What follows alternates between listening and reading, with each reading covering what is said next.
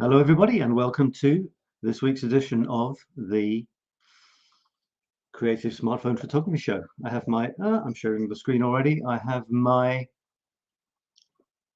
mountain climber mug here. Well, it looks like a skier actually. I will be in the mountains in a couple of months, going back to the Lake District. But for now I'm in Paris, smelly Paris. I coined the phrase, is Paris la plus belle ville ou la ville poubelle, which means basically, is it the prettiest city or the stinkiest town? Because there's strikes, there's rubbish in the streets. I was in Paris today and yesterday. There are sacks of rubbish everywhere. Don't worry about the riots and the people setting fire to the bins in the streets. It is happening sometimes, but I think it's calming down a little bit. So that's the story with Paris. The story with the photographs. By the way, say hello if you've just joined. Welcome. This is where I talk about your photographs and I talk about my photographs, and somehow together we pull together some kind of wonderful moment and maybe learn a few things about photography too. Last week it was black and white, not this week. Last week it was black and white. Amazing photographs. And I'm going to look at my chapter. My chapter on black and white is now finished, 9 photographs. And I am going to look at those. And I really enjoyed the black and white. Tell me what you thought of the black and white, because it reminded me that when you take something away, something as important as color, your photographs actually have to be better than when there are more elements, because it's more demanding, it's more exacting. Is that a word? And so it was a great exercise, and I think if you work hard on black and white photographs, I think your color photographs will get better as well. So yeah, say hello. I've got some comments already. Fantastic. I've got Jean is saying hello from Chile. Never eat shredded wheat. Northwest states, Jean. Is it still oh no, Chicago? Maybe it's up in the middle somewhere, or even towards the east. I've got Nazanin saying hello. Nazanin, where are you? I'm always confused. Are you in London with your mum? Are you in near Paris, near where I am? Let me know. Dorothy is here. Hello, Dorothy. Nice to have you here. Thanks for contributing all your amazing photographs and thoughts. And Nazanin saying hello. Okay, yep. So let's go. I was thinking, should I look at my photographs first or look at yours? Chicago area, says Jean. Yeah, and it's pretty cold up there, I think. Nazanin says I'm in Champigny-sur-Marne, not far from me. I'm in Fontenay-sous-Bois at the moment. Okay. I'm actually going to look at my photographs quickly because I want to sort of close the chapter of the black and white and show you what I did. This might inspire you. You know, I do my chapters, I do 9 photographs in a grid of 3 by 3, and I thought, right, it's the black and white week in our group. I'm going to do a chapter of black and white. You can see what happened in a second. This week, the theme chosen by the votes was just by a hair broken or damaged.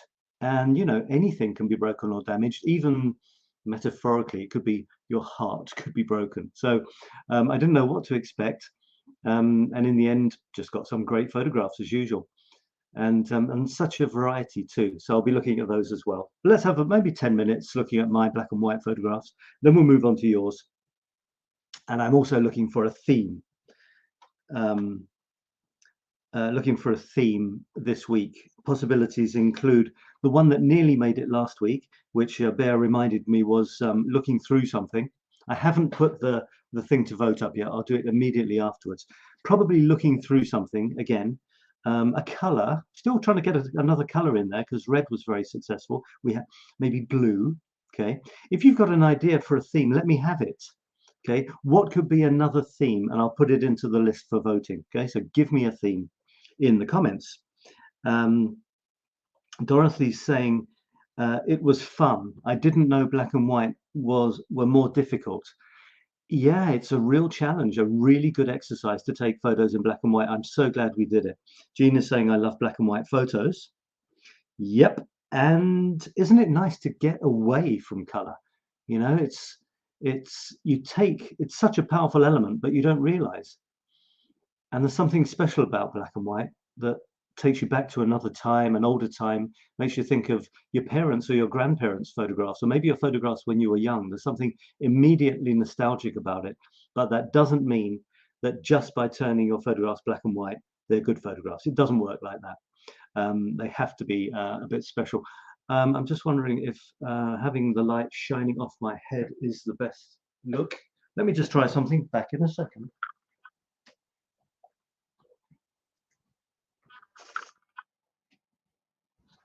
Okay, how's that? Maybe that's a little better. Yeah, I don't want to blind you, folks. All right.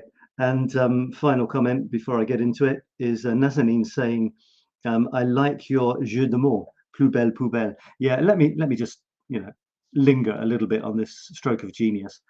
In French, the most beautiful town is la plus belle ville. And the trash can town would be la ville poubelle. So it's a little bit of playing with words there, which I'm sure French people have said this many times before, but it did come to me. So there you go. It's which is a bit like photography, isn't it? Sometimes you don't do something like a portrait because you think, well, people have done so many of this sort of portrait in the past. What have I got to add? Well, that's not how you should think about it. You should do it anyway. No one has taken the photograph that you are about to take. Always remember that. Okay, so I'm going to quickly share my screen, and I'm actually going to got a bit of a challenge on my I'm on one screen at the moment, folks. Poor me. So I'm doing my best with what I've got here. This is my black and white chapter. Feel free to let me know what you think. That's what's going to make it interesting, is your thoughts on this. Okay, so if I click on that, you should see the whole chapter. You can see I'm not very prepared because I was in hang on, let me just do something here.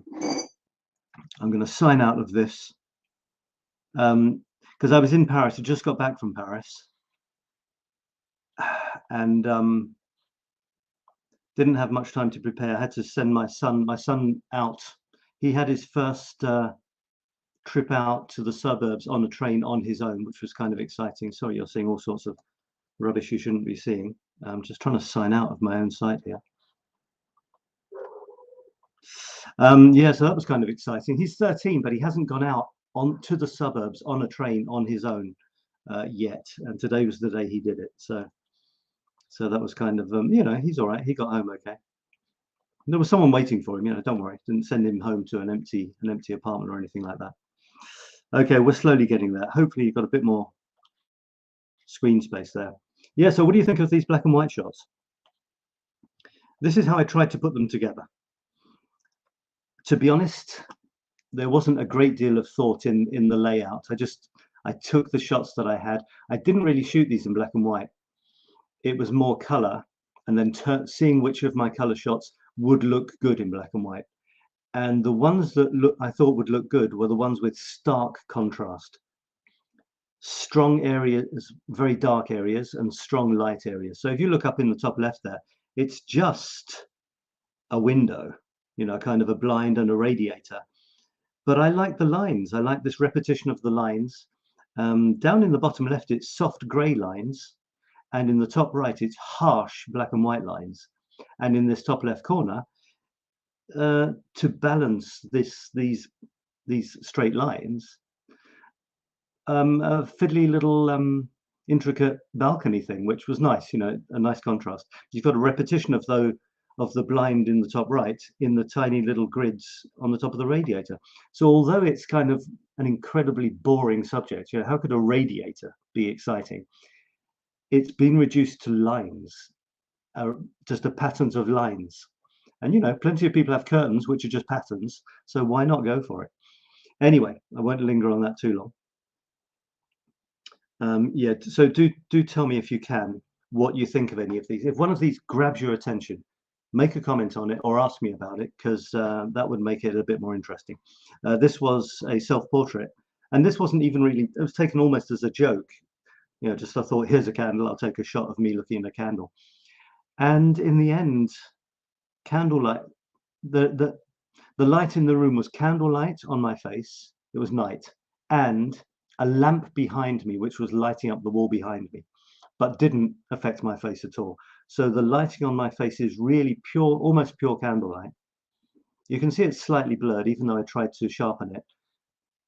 But you know, that's okay. You know, if it was crystal clear and extremely sharp, it would probably lose a bit of the atmosphere. And you know, too many pores is not always a good thing.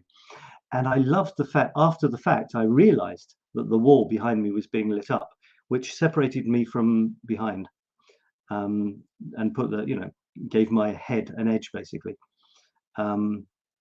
It's a bit like the effects sometimes people try to get. They backlight a head, so there's a sort of a halo around the hair. So you know, worked out okay. Suitably melancholic look there. This one here in the top right, I decided, this was when I was hesitating, should I make everything purely black and white, in other words, shades of grey, or could I have monochrome shots which had a bit of colour? So this is sort of pinky, but I thought, yeah, I'll put that in. And also, there are two shots which aren't purely black and white in this. Top right is that one that you saw, and in the middle, I think I'd already played with this before the black and white thing came along. One selected area of color. Honestly, I don't know if I like it or not, but there it is. There was this bright red piece of cloth or paper, I'm not sure, on the bridge. And I thought, you know, it's a gimmick to have one little piece of color and the rest black and white. It's not necessarily very, very high class, I would say. It's a bit of a gimmick. But having said that, every now and then you can do it. If it's not the rule, if it's the exception to the rule, then go for it. I also left the matchboxes, which have some blue in color, but I made his hand black and white as well. So it draws your attention to the thing that is the subject of the whole photograph, which is what's happening here. Basically, I think it's a bunch of not crooks, but con artists. There's a bunch of these guys. You can see this one here. Doesn't he look dodgy? He's not even looking at the game. He's looking around, maybe for potential victims. There's a bunch of guys, and I think they fake that they're an audience. One guy hides a little thing underneath the matchboxes and moves them around, and you have to guess which one it's under. And these guys are sort of saying, okay, I think it's that one. They offer a note, banknote. They get it or they don't get it, and the banknotes exchange. And I think this is just to attract innocent tourists who then will try their luck. And of course, when it's a real punter or victim, then they lose. You know, it's sneaky, but it's also quite scary because, you know, it does draw you in. And in this photograph, you've got about 4 or 5 different people looking where we're looking. We're looking at the red. This guy is obviously looking at the red.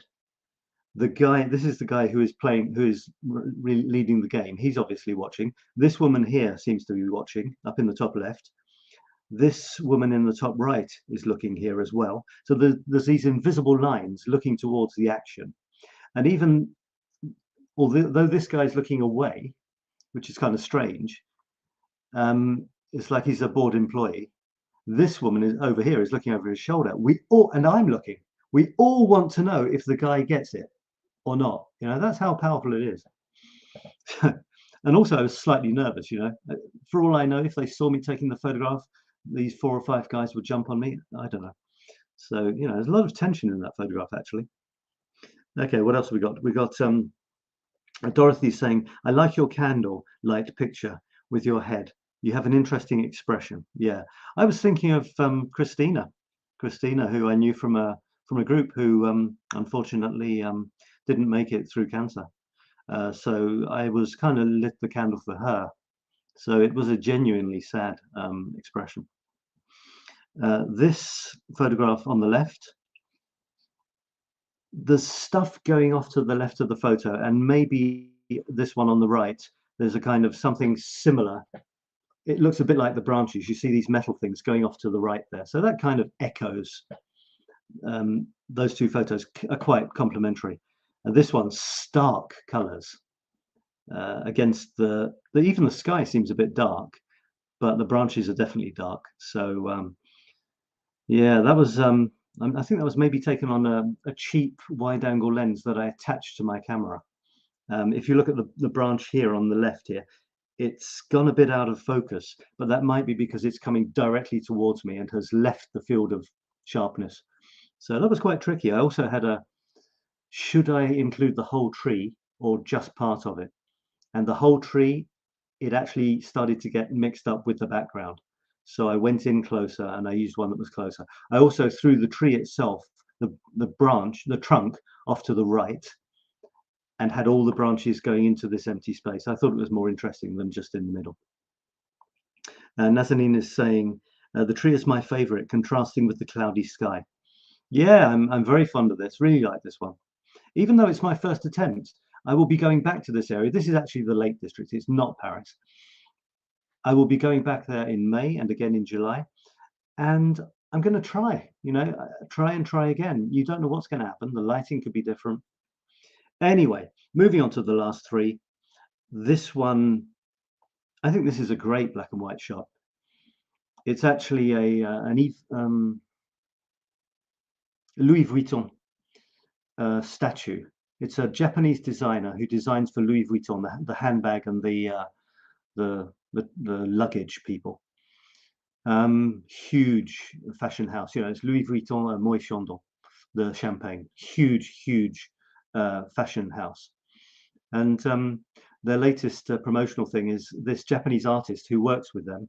She's into spots and dots, and it's a huge statue about 5 stories high, and she's actually wearing a kind of dress with spots on, colored spots. It's her trademark.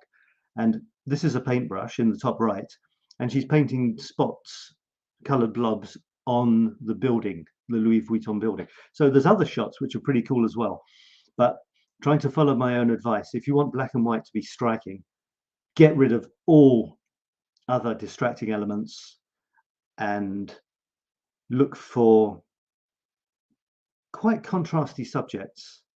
And this is a much more powerful photograph than in black and white than if I'd taken all of her body. Maybe you agree. This says, Nazanin says, the angle is interesting, original, gives it depth. I'm not sure which one you're talking about. Don't forget your comments are a little bit after when I see them, so I'm not quite sure if you're talking about the tree. Maybe the tree. Yeah. So that I was pretty pleased with this. It's very striking. Then the only other consideration was, where should I put this in the grid? I realized by the time I had this photograph, the top right was kind of taken. I was going to put it in the top right, but then I thought, if I put it in the bottom left, it looks like she's pointing to the other photograph. So that was quite good. This guy, it's a gray sculpture, so I just made it even more contrasty. It's in a park, and this guy, I feel quite fond of him, actually. He's a Polish guy. It says he's a poet, a writer, and a thinker, something like that. And he came to Paris, and he was pretty penniless and didn't have much success. But afterwards, he became well known. Kind of reminds me of me in a way. I'm not Polish, but I play around with words and kind of call Paris my home. So I quite like to go to his garden. He's got a garden in Paris, and sit there and say hi to him and stuff. Cyril Norwood is his name, I think. Cyril Norwood. And then this is the last one, which I thought was a good subject for black and white as well, because the railings were black, or at least dark grey or grey, and the sky was pretty light, and there wasn't too much else getting in the way. It's one of my series on street numbers, and I turned it black and white and sharpened it up a bit, and I think it's quite striking. Pointy bits and round bits, a bit of degradation here. Yeah, got in close. Don't have, getting in close is a fundamental tip and a way to make your photographs stronger. So many people don't get in close enough. You can have a boring subject and you get in close on one interesting part of it and it becomes much better.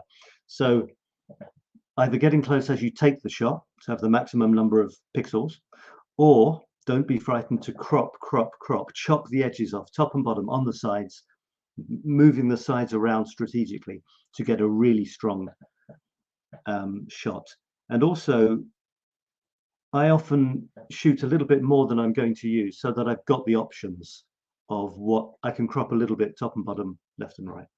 Anyway, that's my photographs of the black and white chapter, and now I'm going to look at some of yours.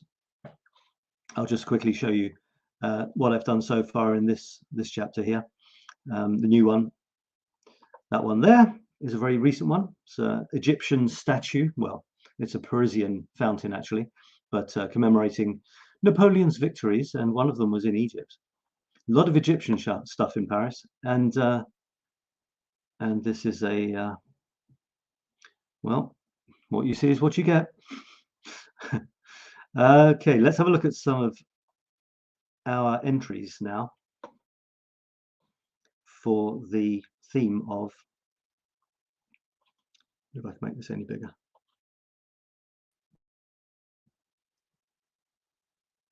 Okay, Nazanin is saying the statue is the one that she liked. Okay. All right, so it was broken and damaged. Let's go through these. I'll try to make one comment on each photograph, otherwise I'll run out of time. Where am I? All right, I hope you can see that. So again, I thought, you know, are we going to get any interesting shots? Is the theme too obscure? And of course, I wasn't disappointed. We're going in the order from latest to newest to oldest. So sometimes, for example, this, Dorothy says she was inspired by something that I and Beatrice showed, things broken which were emotional. She said she dropped something that had these chess pieces in and smashed most of them. Look at it. It looks they've almost all of them have lost their heads. It's really quite gruesome. I mean, a chessboard, it can be a gruesome place, can't it? You know, murder and stuff going on. But when you see it like this, I feel sorry for them. I mean, are you gonna glue them on again? I'm sure you can. They look like clean breaks. Give them their heads back. Nicely arranged. Look up 𝗦𝗴 and 𝘚𝘢𝗣 if you're interested in seeing beauty in damaged and incomplete things. I'm a big fan of 𝗦𝗴 because it's got sab in it, and it's also about considering it's an old Japanese philosophy about considering that there is beauty in incomplete things, imperfect things, and unfinished things. And I absolutely adhere to that.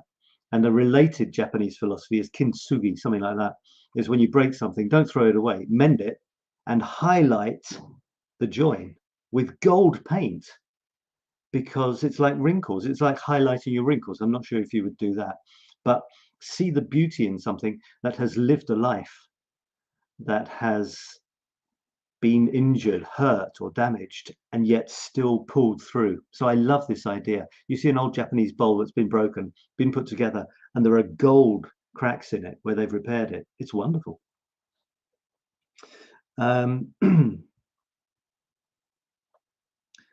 Jean says, cute photo of you and your son.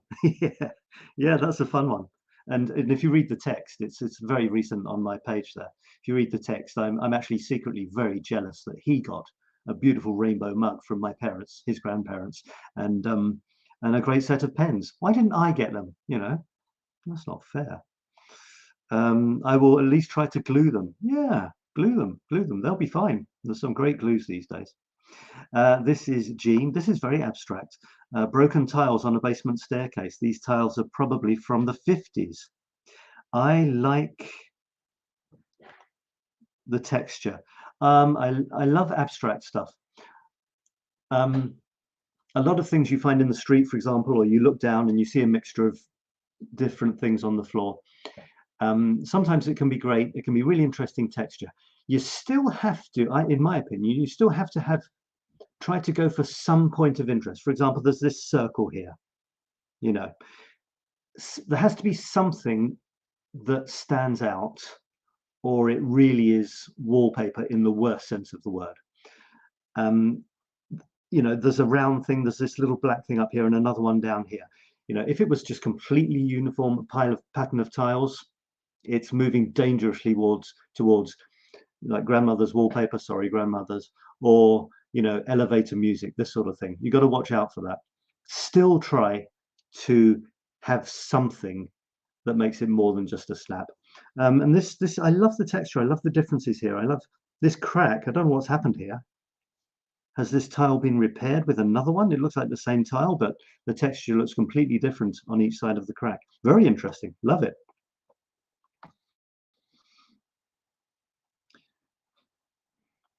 From there, she's into the black and white now, as you can see. This is interesting because it doesn't look too damaged. It looks more like funky patterns. But then if you look at the one that she shared, which is the color one, you can see that this orangey yellow stuff is grime, it's grunge, it's gloop. I don't know what it is. It's so I think she felt it was a little bit too gross. So she turned it black and white. It looks like she's used literally black and white. You know, I don't mean when I say there's different types of black and white. For example, there can be soft grades between all the different grays. From you can not see the join between the black and the white. The gray is so soft. Here, it's either black or it's white, nothing in between, and that gives a very striking photograph. And it works very well here. It's intriguing. You know, you wonder what this is. This thing here really makes me wonder what it is. I have to look at this to see that it's actually the reflections in a sort of wavy reflection of this strip lighting here. But if you look at the black and white, it could be other grunge. I think, and the angle is amazing as well. Look at all these. There's even reflections of these black lines in the tiles. You've got the black lines continue with the lines of the staircase at a funky angle. Very strong photograph. You know, you don't have to stop black and white just because the black and white theme is finished. Carry on, carry on. This is Ber again with some spectacular rust. Now, I know that this photograph was bigger, in other words, less cropped, and it was looking a bit sort of not as interesting. So, you know, what is the subject? It was really the rust. The rest wasn't that interesting. And also, there's a natural frame here. You see the edge of this rusty thing. It's a natural frame. She couldn't get it all in, but that doesn't matter. So it's a frame within a frame. The edge of these bars form a frame for the mega rust. And she's played around with the colors. Okay, any more comments here? Got something from Jean. That's a button on the staircase. The tiles are glued onto wooden stairs. Yeah, well spotted, you know. Well spotted. Something like that. I don't take this the wrong way, but if you get a gorgeous texture that you love, even if it's peeling paint, this would be a wonderful screen background, you know, for your desktop. Doesn't disturb you too much with too much detail, and yet it's just a gorgeous pattern. And isn't it cool if it's your pattern? You took it. That would be a great screensaver. Nazanin, this poor old bike has really lived. At first I thought, hang on, what's broken? And then I looked more closely, and basically almost everything is. The seat thing seemed to be hanging off at an angle. I'm sure you shouldn't be able to see daylight through the front there. So yeah, well spotted on that. Nothing but a burning light, Thomas, as he often does, gets a subject and plays with it and gets some amazing results. This is maybe something that we should do more often, is play with a single subject. And you know, in his usual self-disparaging way, he at some point in one of his messages he said something like, you know, but I'm not too happy with it, you know, I can't seem to get anything, you know. And here I am just looking at amazing shots. So that's Thomas. I love this. It's just, it's difficult to find words for it. You know, it's just delicious. It's eye candy. It's wonderful. I don't know what you guys think. What do you think of these photographs? Do you agree with Thomas that it's really not working? It's not very good, or do you agree with me and that it's amazing? He lives in his own universe. I don't know how he does it. He finds these things. Look at this thing here. He's thrown it. It's like a dandelion or a thistle or something. He's thrown it up front and personal, And you need that for the depth. It gives the photograph the depth it might lack. So, you know, even you might not know how to do that. You might look around. Right in front of you is a really interesting old dilapidated building. What do you do? How can I get that depth? But if you look down at your feet, there might be a dandelion that is 3 inches tall. But if you put the camera down and shoot the scene through the dandelion, hey presto, you've got something that gives the photograph the depth it needs. Shoot through a couple of dandelions, something's going to be out of focus, either the dandelions or the house probably, but who cares? You've got that depth. And when you have something in focus and something not in focus, this adds to the feeling of depth. That's why in portraits you normally throw the background out of focus. It's not only to focus on the person's face, in other words, nothing around the person's face is in focus, so it doesn't detract. It's also to give depth to the photograph. And you can decide how much out of focus. There are ways of doing this. It's not always that easy on a smartphone, but you can decide how much you want the background to be in focus. Because if, I don't know, let's say you've got the Eiffel Tower behind you, you know, probably you don't want it to be so out of focus you can't see it's the Eiffel Tower, but you don't want it to be crisp either if it's a portrait. And love the way he's playing with these colors. This is lovely and soft. I'm guilty of not using enough softness. I super saturate my colors, go nuts, which is why it was really difficult for me to do the black and white thing, because I'm regretting all that color that you're not seeing.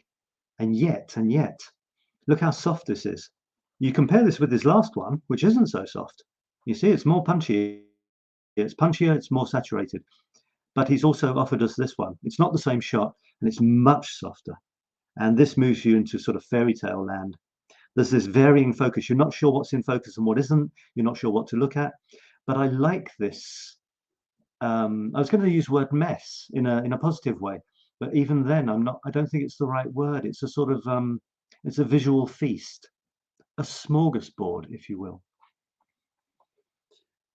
And there's another version.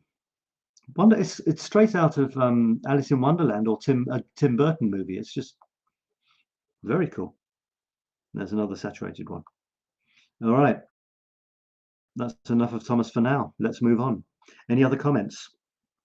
Dorothy says, I'll try to glue her poor massacred chess set. Okay, keep the comments coming in. Anytime you see one, I'm going to tell you about this.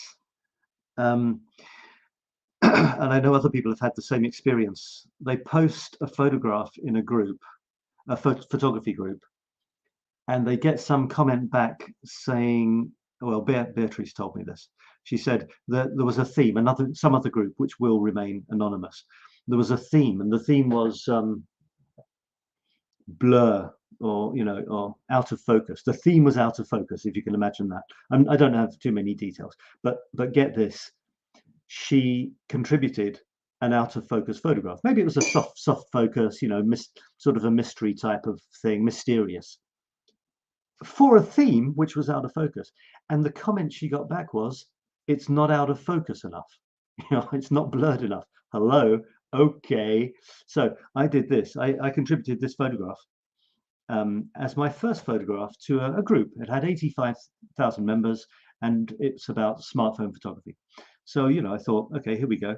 They had some criteria. You had to say where it was taken, not the shutter speed and stuff, because it's smartphones, so it's more difficult to know that. But, when it was taken, oh yeah, and if you used any special effects, like any apps. So I thought I was doing well, you see. I in an English sentence, I wrote, "Hi everyone," that's called being friendly.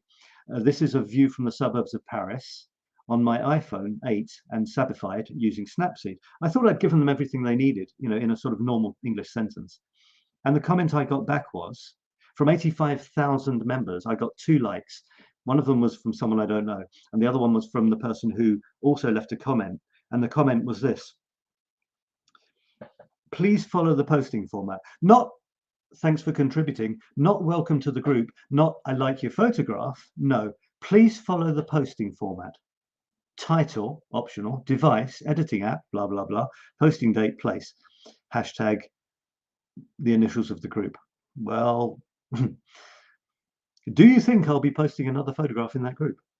I'm not saying they're a bad group, you know, that's what they're into. They want to see photographs and know how they were taken. That's okay, but not in my group. I want to know people's, I want to know what people are up to, you know, when they're taking the photographs and what they think of them. This is Thomas again. I won't spend too much time on Thomas because I spent quite a bit on him. Playing around. This was his soft version, like his almost not black and white but monochrome. I love it again. Yeah, I won't go into any more details on that. Beatrice said, "I love your pic and reminds me of one I posted some weeks ago." One of the most wonderful things about this exercise of taking part in a theme is that one photograph leads to another, especially that we've taken. You have to be careful because you don't want to sort of steal the other person's thunder, but at the same time it's so tempting to say, oh my god, I took one like that, let me show you. And that happens to me a lot, and sometimes I think, hold on a second, I don't want them to think that I'm trying to post, you know, like someone tells me they've got a problem and I say, oh, I've got an even worse problem. I don't want it to be like that. But looking at that, it's just this wonderful chain of memories, excitement, and creativity. One person makes you think of something you did, then you share, and then that gives them ideas, and then, you know, it's just this wonderful sort of chain of creativity. So so you know, isn't it nice when one photograph reminds you of one that you've taken and you're so excited about sharing it as well? Absolutely nothing wrong with that. Bear says, damaged elements from the wall on the ground on the way to work. It's everywhere. Stuff. I went into Paris today. There was grime and grunge and horrible stuff everywhere. It's amazing.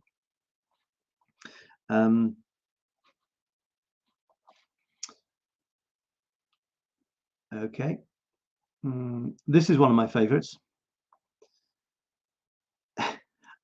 I hope it's not as serious as it looks. It looks like the house is about to split in two. I think with the special effects and stuff, you know, a bit of post-processing, a bit of beatification, she's exaggerated it, but it really does look like this house is about to split into two different buildings. So that's pretty cool. And look how closely she's got in really close. She's still got a bit of contrast with the sky up in the top left, lovely angle. I'd have been slightly irritated if she'd chopped the photograph on this edge here. She hasn't. We've got space around it.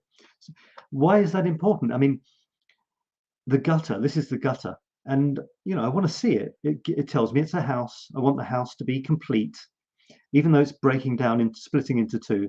You know, I don't want for example, the gutter to be chopped. I love to see corners filled with something interesting. She's also got the name of the street, so we know that it's in France because it looks French. It's got the name of someone famous, which led to a huge discussion about books. By the way, the crack comes nicely down from the top right-hand corner, snaking, worming down to the bottom and off the bottom of the photograph as well. So, and she's put a dark vignette effect on it to make it more dramatic.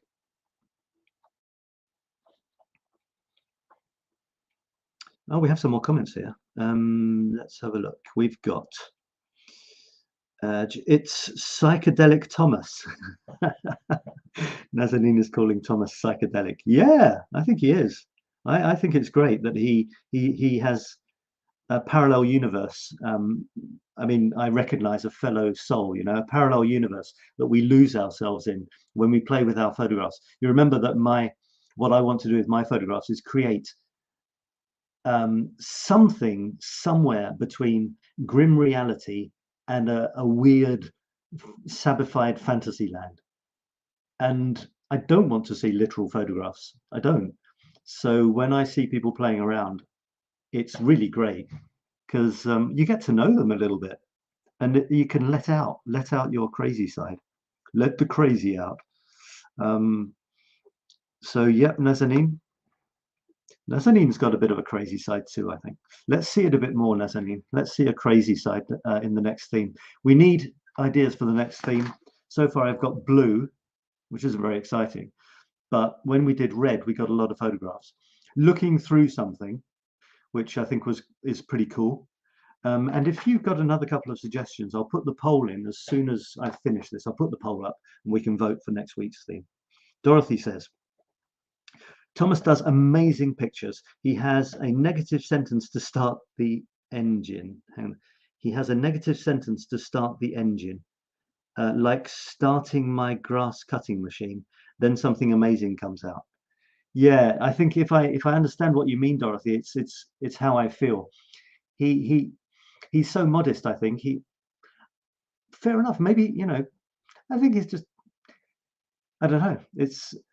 But I'm only joking. He can say whatever he likes. It doesn't matter, Thomas. You know, there's no problem. I love your stuff. You can introduce it any way you want. It just doesn't matter. But just keep on posting those amazing photographs. And Dorothy again says, the Emily Zola. I didn't know he had a sister. The Emily Zola picture has a face-looking crack. It's Emile Zola. It's a guy. Emily is a woman. A face-looking crack. Right. Oh my goodness. Yes. Look, there's the brow, the eye. Hang on a second. There's the brow, the eye socket, the nose, the lip, the mouth, and the chin. Incredible, Dorothy. It is. Is it Charles de Gaulle? Is it? I don't know. How about that? If anyone's going to see faces and things, it's our Dorothy. Let's keep on chugging through. Rob is great. He always finds a different way of looking at things. He seems to be stuck in a cubicle for most of his, not most of his life, but he often alludes to his life in a cubicle at work. And I don't think he's got long to go now. It's just a few months. He's looking forward to retirement. And he always manages to find something on theme, but also rather humorous or clever. And there it is. This is maybe I wondered if this was the most exciting event of his day, you know, the lead in his pencil breaking. But black and white as well, 2 for the price of 1, as he says. Black and white theme and a broken. I often wonder about these things, these pencils, because it seems like they break so easily. How could you ever actually write with them? But I guess you must learn what the right tension, the right pressure is for it not to break very often. Otherwise, you'd go crazy all the time and spend a fortune on lead. This is him showing us the whole thing in color. Good product shots, by the way. You know, these could definitely be in catalogs, couldn't they? This is Alison. Hello, Alison. By the way, if you're watching the replay, hello, say hello, and I will say hello to you. This is actually a shot that I've got a shot of as well. I was in the Lake District last year with a friend Alison, and well, we met up for a day, and there was this bridge, and it's quite funny because, you know, would you cross this bridge? There's a little notice. It says, "Caution: use bridge at own risk.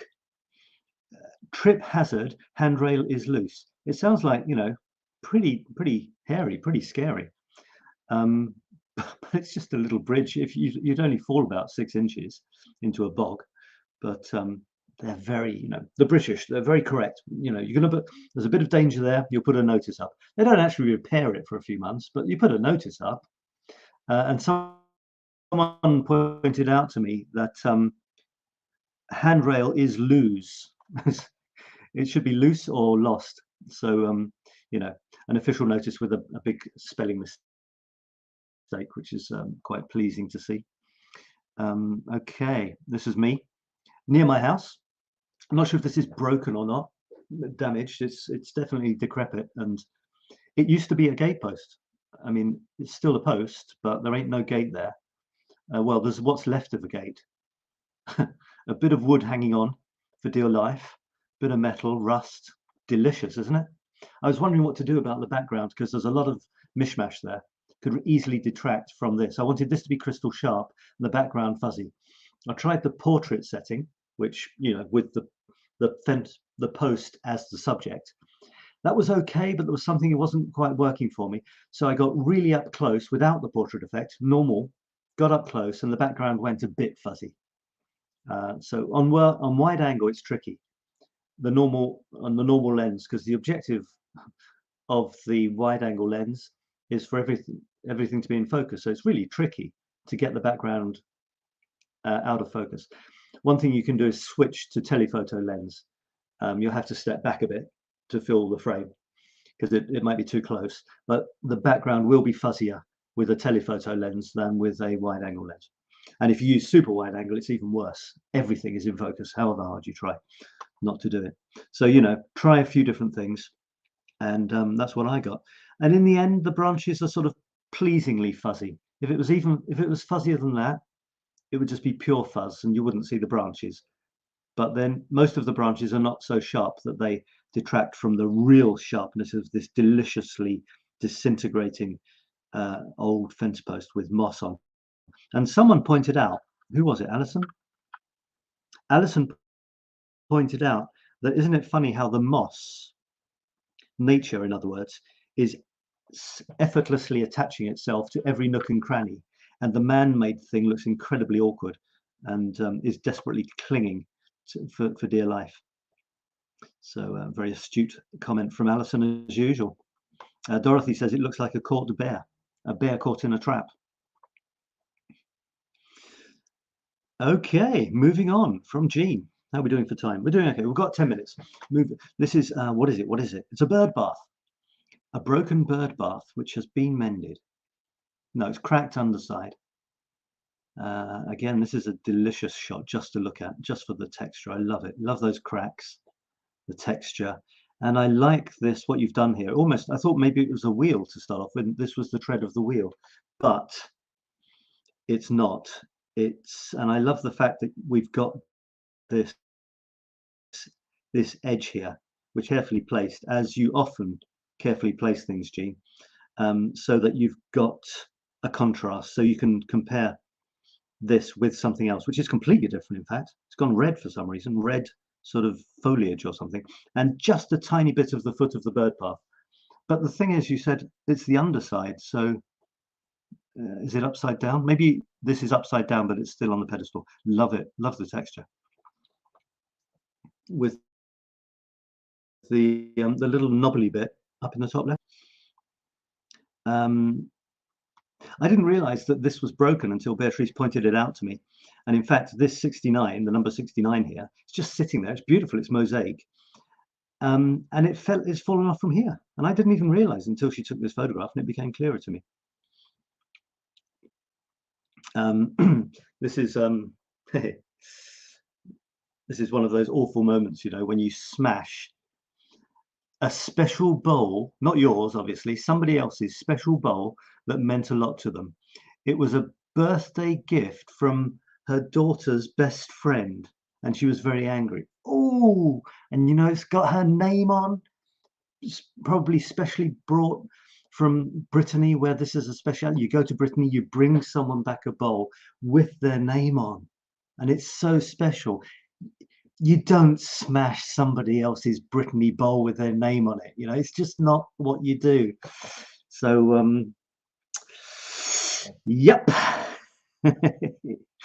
Yeah, anyway, we've all been there, I think. Dorothy says, what is Dorothy? I don't know what Dorothy says, actually. I just clicked on this. This is a mosaic of 4 photos, which are in various states of disrepair. It's pretty good. Crazy paving, is that? I like it. I love it. Look at you've got the diagonally, there is a correspondence between top left and bottom right, and the colors in the top right and bottom left. A real correspondence, you know, the very, very pale color with the softish red of the brick, and then the softish red, orangey red of the mug against a similar colored thing. Very nice. And then the sort of cracked paving effect in the others. Can we flick through those quickly, or do we have to? Yeah, there's one. There's that one. There's that one. Oh dear, something broken there. I'm glad you didn't throw it away there. That'd be a shame. And that. Great. Do we have any other comments here? That's just all right, Teresa. Ouch. I hope you didn't break this on somebody's head, Teresa. You're probably far too professional for that, but still, it must have hurt, you know, sort of breaking a beautiful golf club there. Unless you know, whacked your foot by mistake, and then that would have hurt as well.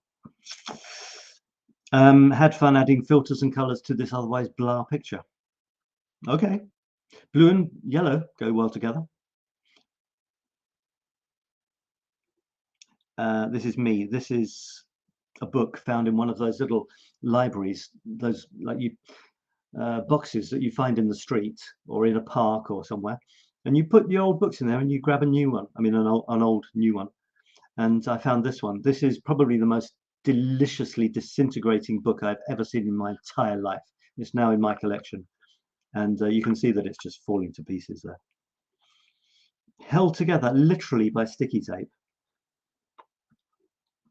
And pretty intriguing. It's also got lovely colors, and the cover's all messed up, it's all creased, but it's got so much character. I've never seen a book cover with so much character. So do that. Almost whenever I pass one of those little book things, I think you have them in your countries as well, grab one and find one with a suitably interesting title and take a picture of it somehow, or it in your hand, or you reading it. This is Thomas musing about what broken means. Broken, blue, bittersweet, and playing around with colors and stuff. I'm not sure if this is an album cover itself, or is it a collage of stuff that Thomas has found, but it's intriguing, and he gives us another version of it as well, somewhere. Yeah, here, black and white. And I think that is one of those literally black or white shots. There's not much, there's no gray in there. Boulevard of Broken Dreams, Talk of the Town, and other sad songs. This was me getting you going on the theme. This was a cute little touristy thing, but it had been given to me as a gift, and I broke it, so that was annoying. I've put it together now, and it's a complete mess, but it is together, and it's got a lot of character. Wabi-sabi, folks, wabi-sabi. Kintsugi. If you want to look for a couple of videos on YouTube, look for wabi-sabi and Kintsugi on the channel School of Life, I think it's called, and they're pretty good. And now we're getting to the end. Oh, this was the one that started it all, folks. Hang on, I think yeah, there we are. That's it. So this is one that I always think of when I think of something broken. And I was kitten sitting, and I forgot that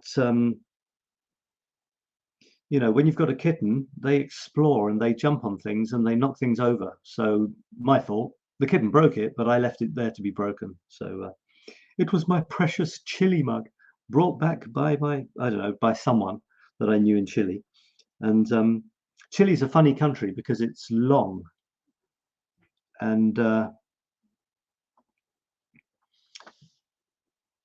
so Chile is very long, and it's long this way, but mugs, so anyway, they put Chile this way along the mug.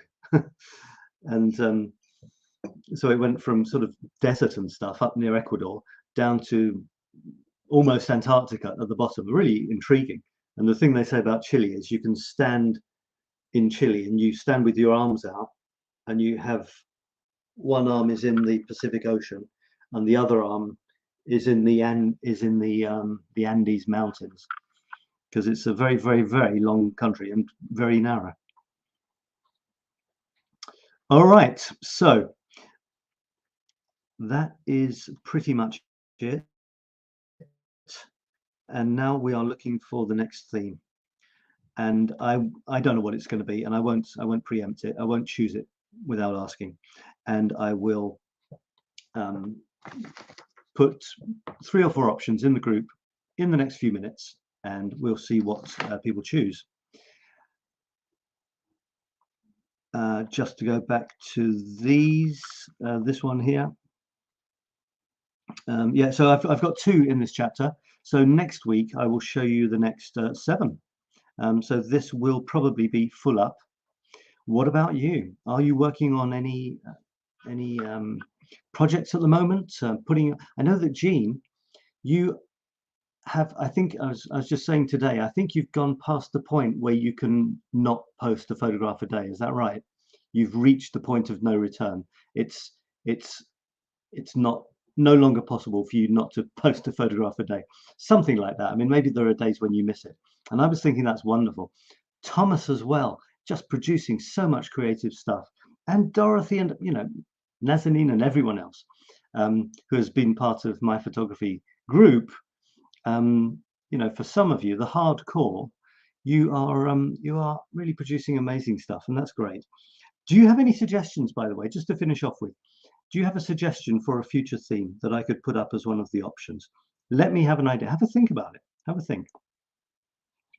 Let me chug into my Facebook thing here to see if there's anything else I would like to show you. This is me being creative with paint. And this stuff, I'm trying hard to paint every day. The photography thing is fine. That's not a problem. But I'm looking for something else to do every day, which becomes automatic. I want it, writing is okay, because I do that with the photography. And I desperately want it to be painting. I want to paint a little bit every day. And it's so hard. I don't know how I can flip it over to become one of those things I have to do every day. And there's no question. So this is me trying to do it's just coloring. It's coloring for grown-ups. And it's probably, kids would probably do it better, but it doesn't matter. We have so many barriers as adults, which kids don't have, you know. I look at this and I want to criticize it. I want to, you know, suggest that it's crap before anyone else does, like I tell people not to, and I want to do it. But I'm moving away from that, and I'm coloring. So I had this pack of paints that I bought. It was 48 little tubes of paint. You know, it's like the cheapest way to get all of their colors. And then it sat in a cupboard and I didn't use them. I didn't want to touch them. They look so nice new. How stupid is that? You know, paint is made to be used. So I'm having fun squeezing out all of the different colors that I haven't used before in strange combinations, putting them on my little squares. The yellow thing's going to be a smiley face. It's not going to be a miserable one this time. It's going to be fun. I'm going to put a couple of words on the little squares and stick them up in Paris. So watch out for those. You can have one if you want. Go to 𝑖2c.life. I2c, number letter, 𝑖2c.life, and you can grab one probably. And what else do we have? So last chance to give me a suggestion for the theme. Yes, I've posted a photo every day since the start of our pandemic lockdown on the 17th of March 2020. Every day. That is wonderful, Jean. That is exceptional. I was just saying that you are in your group. You are the photo. You're the one that posts photos every day. You've become that. You know, maybe even without noticing. And that's pretty cool. Any other shots I could show you here? That you've seen that one before. Another thing you do if you post regularly is that after a year or two, Facebook starts saying to you, by the way, you did this 2 years ago. And I looked at this and I thought, wow, that's really cool. And almost without seeing it as mine, you know, this isn't boasting as such. It's just I'm surprised that I'm producing this sort of stuff. I looked at it. I thought the colors are all harmonious. They're these sort of soft, beigey, creamy brown colors. They seem to be. There's a water on the left and the right there. There's these steps in the corners, these sort of lines, one in the middle going down. And I just thought, this is amazing. You know, I'm doing this every day without thinking about it. And that's pleasing. It doesn't matter what it's worth. It doesn't matter who likes it. It's pleasing. And I'm producing something. This is my legacy. I won't be here, you know, I'll be gone one day or another, and probably sooner than I'm expecting. and what will I have left behind? You know, what will it have been worth? You might have your own ideas on this, but for me, creating something like this, it's very personal. You can look at it. It's tangible. It's not going to disappear. It'll be around longer than I will probably, if I, put it in the right places, and the words that go with it as well. And that's a nice thing. That makes me feel good. I like that.